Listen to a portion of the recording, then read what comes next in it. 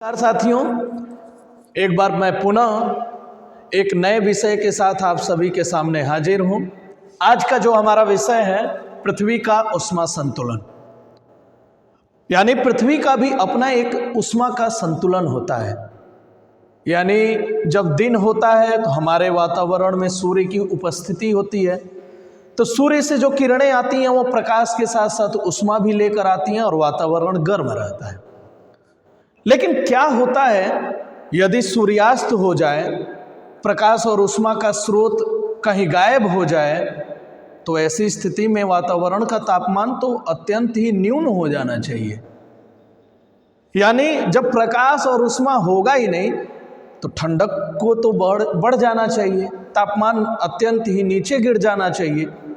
लेकिन आप ये महसूस किए होंगे और करते भी होंगे कि जब सूर्य का प्रकाश वातावरण में होता है, सूर्य वातावरण में उपस्थित होता है, तब भी उतना ज़्यादा तापमान नहीं होता है, वातावरण तो गर्म होता है। लेकिन जब रात का समय होता है तब भी वातावरण उतना अधिक ठंडा नहीं होता है जितना उसे होना चाहिए। तो रात और दिन में ऊष्मा के बीच में जो एक संतुलन है उसी को हम पृथ्वी का ऊष्मा संतुलन कहते हैं। और भूगोल के लिहाज से यह एक बेहद ही महत्वपूर्ण विषय है और इसको विभिन्न प्रतियोगी परीक्षाओं में दृष्टिगत करते हुए इस पर एक बहुत अच्छे सवाल बनते हैं। हम देखते हैं, पिछले क्लास में मैंने बात भी किया था, जो सूर्य से ऊर्जा विकीर्ण होती है, यानी सूर्य से जो ऊर्जा पूरे सौरमंडल में प्रसारित होती है, वो ऊर्जा दरअसल लघु तरंग के रूप में होती है। इसीलिए सूर्य से जो ऊर्जा विकीर्ण होती है वातावरण में, उसको हम लघु तरंग सौरिक विकिरण कहते हैं। यानी जो सूर्य से प्राप्त होने वाली जो सौर ऊर्जा है वो लघु तरंगों के रूप में प्राप्त होती है। ये एक बात आप पिछले क्लास में भी देखे होंगे और आपको ध्यान में भी रखना चाहिए। चलिए मान लेते हैं थोड़ा सा गणितीय तथ्यों का यहाँ पर ध्यान करते हैं और देखते हैं कि कैसे पृथ्वी में कितनी ऊष्मा पृथ्वी प्राप्त कर लेती है। तो जो लघु तरंग सौरिक विकिरण जो सूर्य से निकलती है, वो मान लेते हैं कि अगर हमें 100% पृथ्वी को जो प्राप्त होती है, जो पृथ्वी का हिस्सा है, वो अगर 100% मान लें तो देखा जाए कि कितना पृथ्वी को प्राप्त होता है और कितना पृथ्वी से दूर चला जाता है। तो सकल सौरिक विकिरण यानी जो पृथ्वी का हिस्सा है, यदि उसको 100% मान लिया जाए, तो जो सूर्य से चलने वाला 100% हिस्सा है वो जैसे ही पृथ्वी के वायुमंडल में प्रवेश करता है, तो वायुमंडल में प्रवेश करने के साथ साथ अब पूरा हिस्सा तो पृथ्वी को प्राप्त होगा नहीं, ये तो एकदम एक सत्य है। तो उसमें कितना हिस्सा पृथ्वी तक पहुंच पाता है और कितना हिस्सा बीच में ही नष्ट हो जाता है, इस पर हम देखते हैं। तो 100% हिस्सा जो पृथ्वी की तरफ चलता है, उसमें से 27% हिस्सा बादलों के द्वारा परावर्तित होकर वापस अंतरिक्ष में चला जाता है।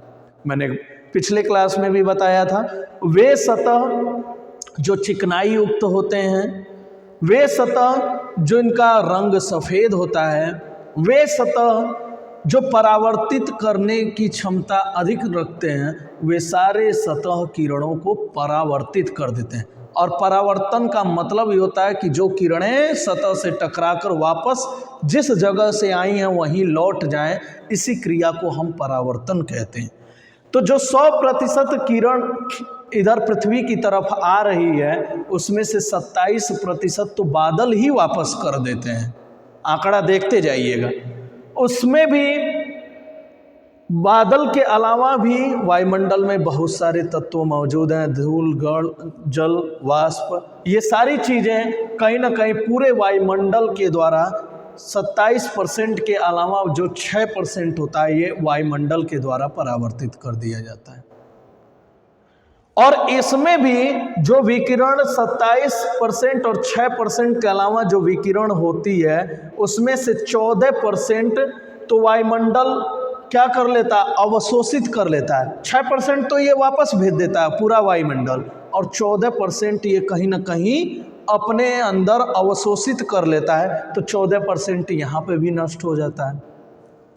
इसके बाद जो किरण धरातल तक पहुंचती है, वो धरातल तक पहुंचने के बाद भी जो 2% किरणें होती हैं वो धरातलीय सतहों के द्वारा परावर्तित कर दिए जाते हैं। अब धरातलीय सतह में कई सारे सतह हो सकते हैं, बर्फीले सतह, समुद्री सतह, धरातलीय यानी मिट्टी, भवन, इन सारे के द्वारा जो परावर्तन होता है उसका आंकड़ा है 2%। यानी -6% वायुमंडल द्वारा, 27% बादल द्वारा, -2% धरातली सतह के द्वारा और 14% वायुमंडल द्वारा अवशोषित कर लिया जाता है। तो अगर इन सभी को जोड़ दें तो 27 6 33, 33 2 35, 35 10 45 4 49, यानी जो परावर्तन द्वारा नष्ट हो रहा है वो लगभग 49% के बराबर है। यानी 49% पृथ्वी तक पहुंच ही नहीं पा रहा है। यानी 49% 100 में से अगर घटा दिया जाए तो 100 में से 49 घटाने पर आंकड़ा बचेगा 51%। यानी यही 51% धरातल को प्राप्त होता है।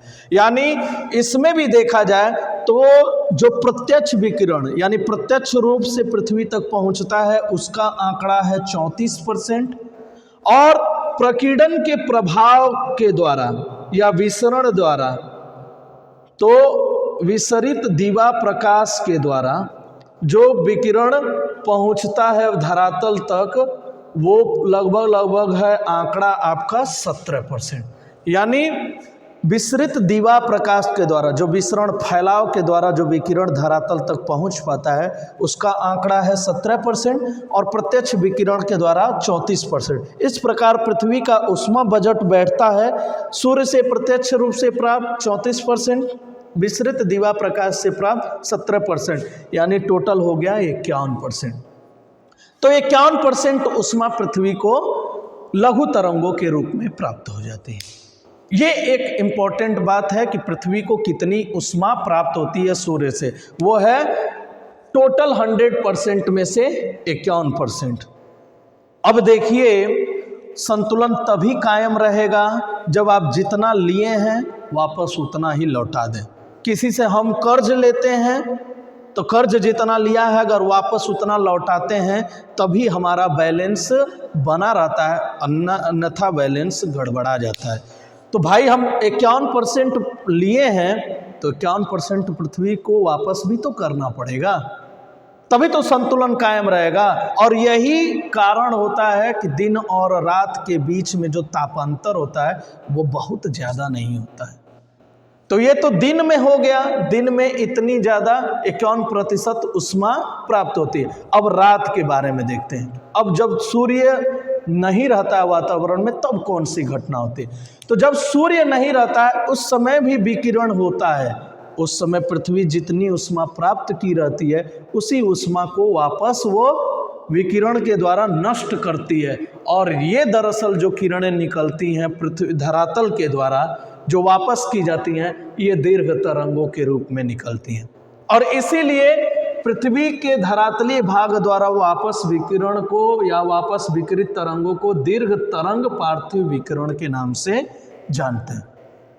यानी ये प्राप्त करता है लघु तरंगों के रूप में, वापस करता है दीर्घ तरंगों के रूप में।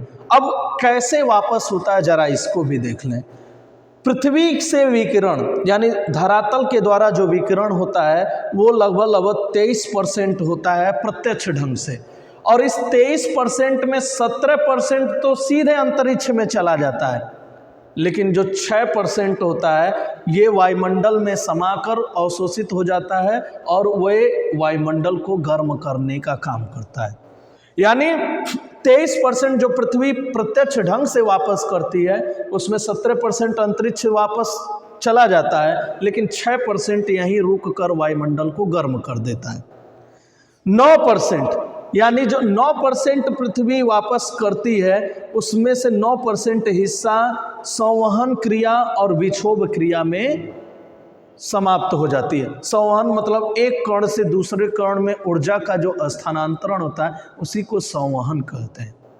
यानी जो पृथ्वी वायुमंडल तो जाहिर सी बात है गैस, धूल, कण और जलवाष्प से बना है, तो एक कण से दूसरे कण में जो ऊर्जा का स्थानांतरण होता है उसी क्रिया को संवहन बोलते हैं, और इस क्रिया में 9% ऊर्जा नष्ट होती है।